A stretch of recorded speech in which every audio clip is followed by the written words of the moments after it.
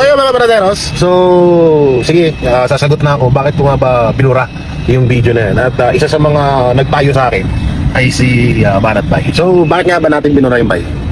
Kasi ganito yan, tayo po ay hindi naman mga ordinaryo na vlogger. Tayo ay parte ng SMNI, tayo ay mga profesional na angkor din ng SMNI.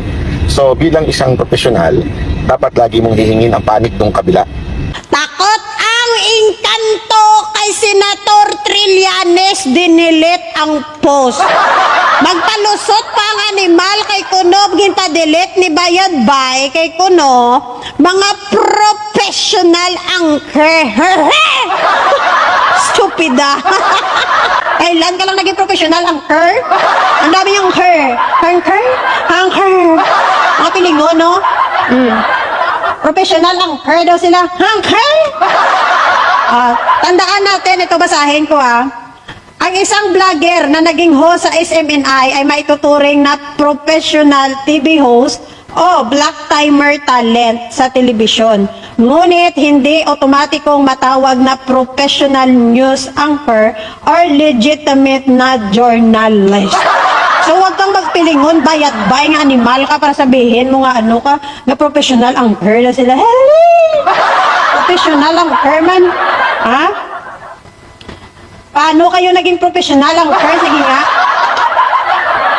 Bakit hindi kayo ituturing ng marami na professional news anchor? Number one, syempre, kakulangan sa code of ethics. Wala kayo niyan.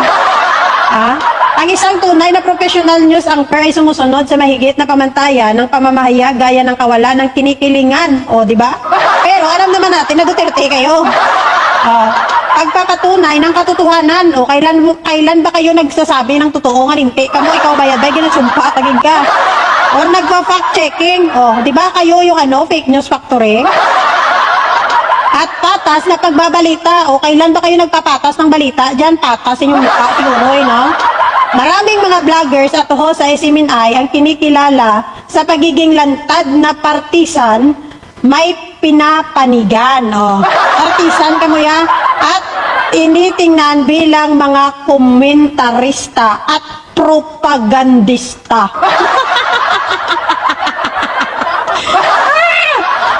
ang tingin sa inyo sa tao, komentarista kag propagandista. No, imbes nga taga-balita, mga propagandista ka mo. Ayon sa mga pagdinig sa gobyerno, may mga kilalang host ang SMNI na hindi rehistrado o accredited ng kapisan ng broadcaster ng Pilipinas na siyang nagpapatupad ng profesional na pamantayan sa broadcasting sa Pilipinas. Paano kayo maging miyembro ng professional anchor kung hindi naman kayo membro ng kapisanan ng broadcaster ng Pilipinas, bayad bay nga pilingon.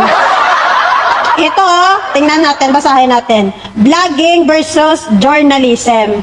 Binigyang diin ng veteranong mamahayag sa mga pandinig sa Kongreso na ang simpleng pagbablog o pagkakaroon ng milyong-milyong followers ay hindi sapat para maging isang tunay na mamahayag o journalist. Kung hindi naman sumasailalim sa proseso ng vetting at pananagutan sa batas ng media.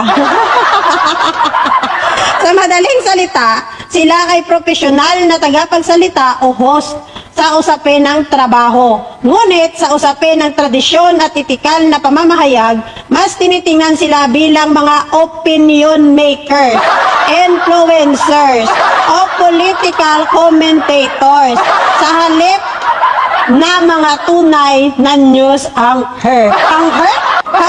Gets nyo? Kaya wag kang pilingon, bayad bay para sabihin mo na pinatigil mo itong engkanto na to na pina-delete niya daw sa engkanto yung post na tungkol kay Senator Trillanes na nagbibintang sila nga may 10 million daw na ibabayad sa mga minions. Wag niyong ilusot para sabihin yung mga professional anchor kayo dyan. Ha? Hindi kayo professional anchor, mga propagandista kayo.